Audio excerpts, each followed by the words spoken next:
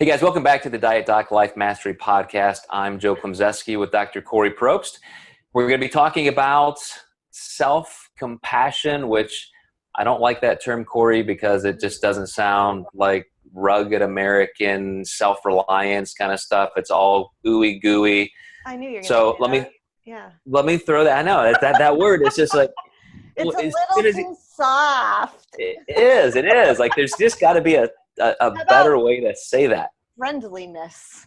But here's the thing, though. I mean, it's a buzzword. People relate to this concept, and whether it's self-care, self-compassion, like this is in the collective consciousness of the country right now, and it kind of comes on the heels of self-esteem, self-love, love yourself, all of that.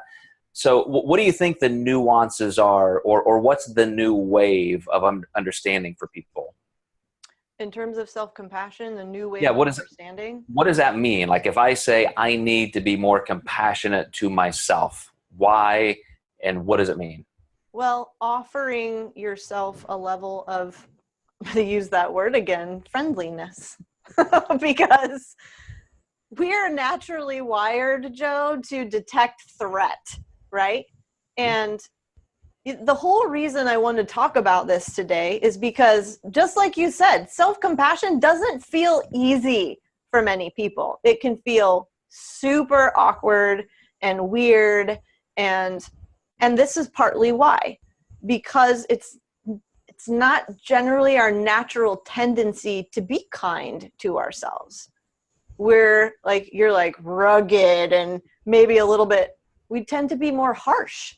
We hear that voice in our head, which is do more, you're not good enough, you're not doing it. And whether that's parental or religious or wherever it comes from, I don't know anybody that does not struggle with that. If something is not right in your life, you just got to do more, work harder. You're just failing. And that's what we feel. So self-compassion is to say you're okay, relax, chill out. Like that's the antithesis of what I think most people would see as a remedy. With non-judgment, not like, God, like calm down, you stupid idiot. Like what the hell is wrong with you? But because we have this natural tendency to scan for threats and what we perceive to be negative, that I completely agree with you. I don't know anyone who hasn't heard that commanding, demanding, do more, you're not enough inner critic voice. And so often it can feel very normal to speak to ourselves from that place of harshness and like self-loathing, and to offer ourselves criticism as opposed to compassion or kindness. And just like you said, Joe, this could be learned from others, from the environment. But there's that biological component too.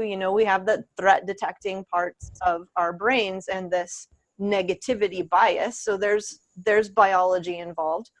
But I also think that often fear is driving it.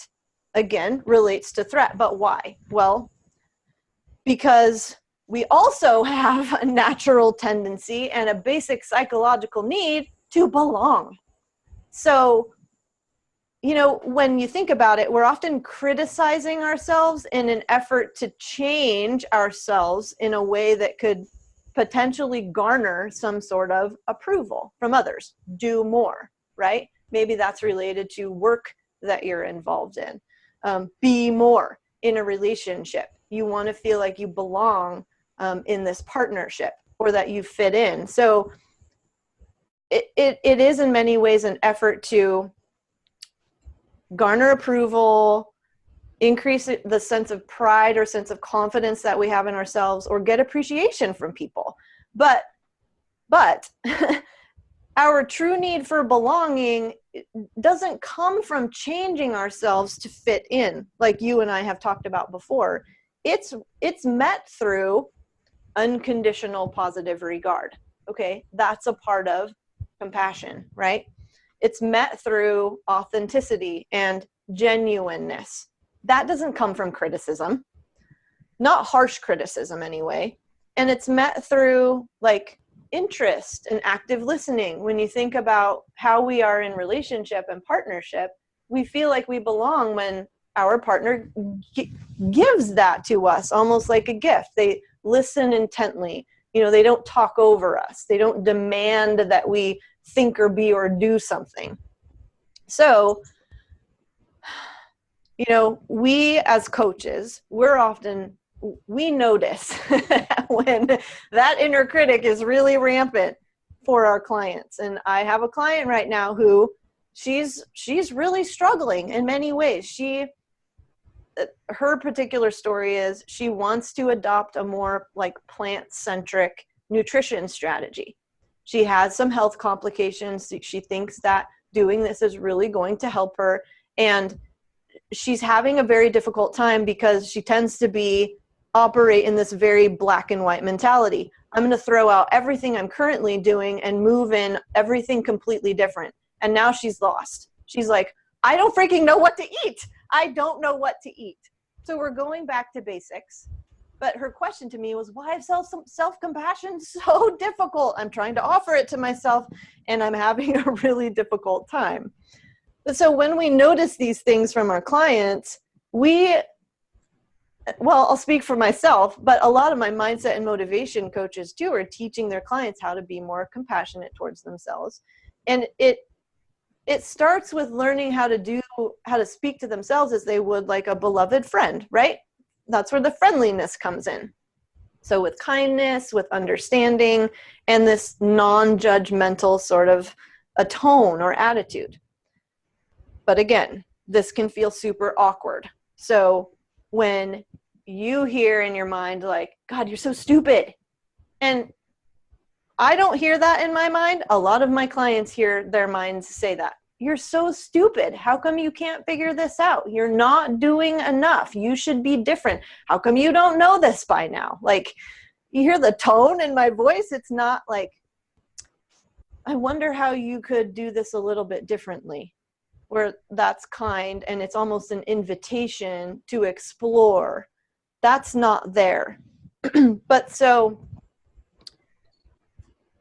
what research shows can make offering yourself self-compassion easier is, and this relates to how, like, you know how I've talked, Joe, about when we're experiencing an intense emotion, having a little bit of distance from it, instead of saying like, I am angry, or I am sad, or I am disappointed, or I am depressed. We say, oh, this is an experience of sadness.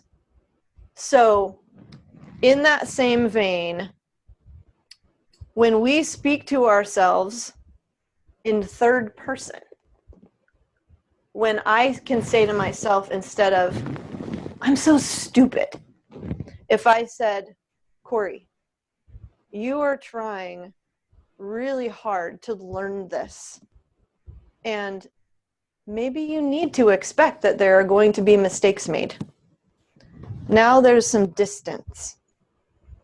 And it doesn't feel as awkward. It doesn't feel as weird. The brain actually responds differently. There's a part of the brain that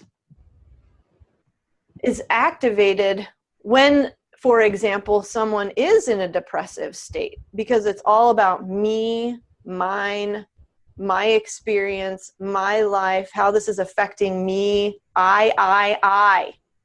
And that's like, that part of the brain is lit up when we can speak in the third person.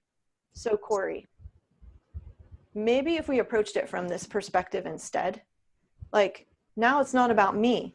It's almost like we're talking to another person. How many times have we heard our clients say, it's so easy to offer advice or perspective to someone else, but for me to take it, that's why. Because that part of our brains are lit up and not allowing us to experience the spaciousness, to see it from through a different lens.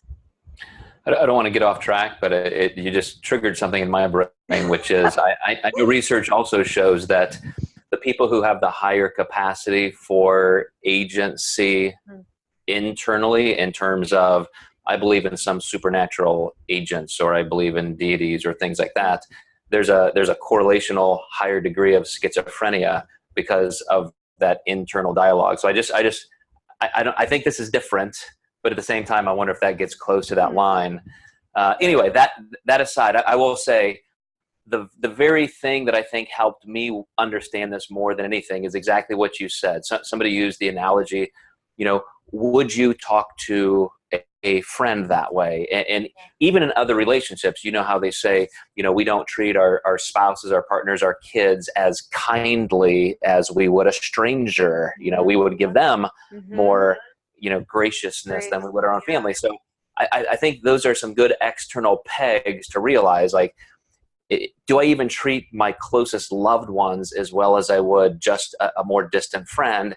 And then take that to yourself. And do I treat myself in that same way? But I will say that I think as a part of that evolution, a much more internal way of understanding that is simply saying, is this how I want to live my life? Is this who I want to be? Is this going to be one of those deathbed experiences where would I ever say, I'm so glad I put myself through that kind of self-loathing, destructive, pressure-filled angst? Of course not. So now it is definitely much more internal. But I think everybody needs those steps to get there where it does become more intrinsic. Well, and I think in terms of steps, this part of the distancing that I really appreciate in the third person relates to one of the components of self-compassion, which is a common humanity. Like, all of us, we are one.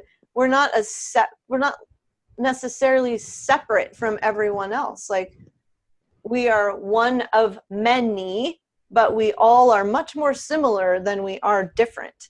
And to your point about that, reflecting, take the time for some reflection. If you notice that inner critic is just rampant and off the hook, like, that's a really just good indicator to stop and reflect upon, is this who I want to be?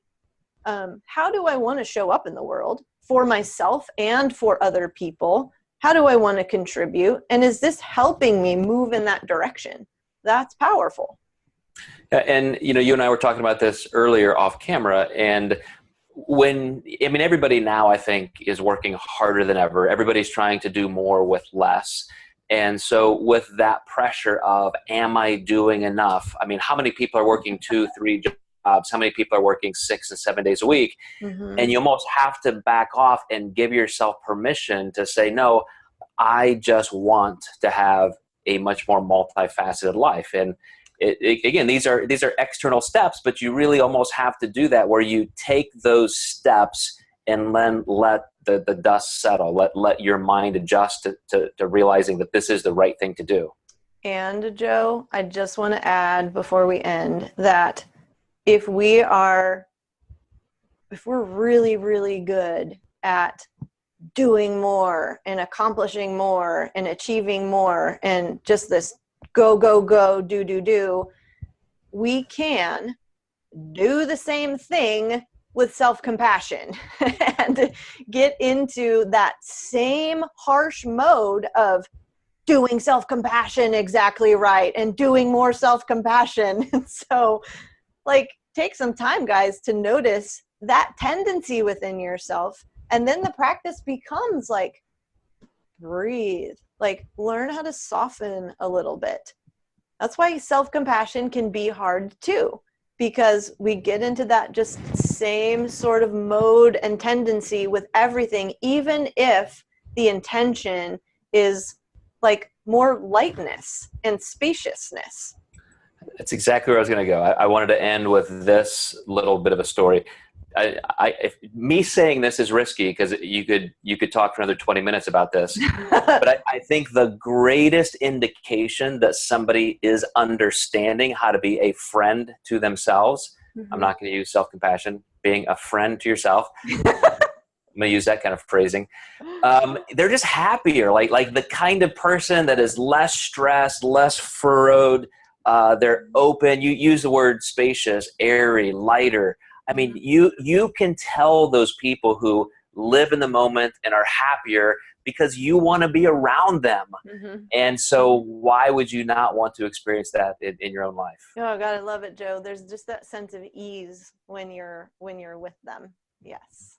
Mm-hmm. And we've talked about that with each other because we're both type A, like sharks. And so we've seen each other evolve to better places in the last 12 years. So, yeah. Instead of like body by Dr. Joe, one of our old slogans, it's brain by Kori. Yes. All right, guys. Well, I hope that helps. It's an amazing topic, and even though I still have problems with some of the nomenclature, it's just so incredibly important. And so, Kori, thanks for your expertise. Hope this helps, guys, and we will catch you next time. Thanks, guys.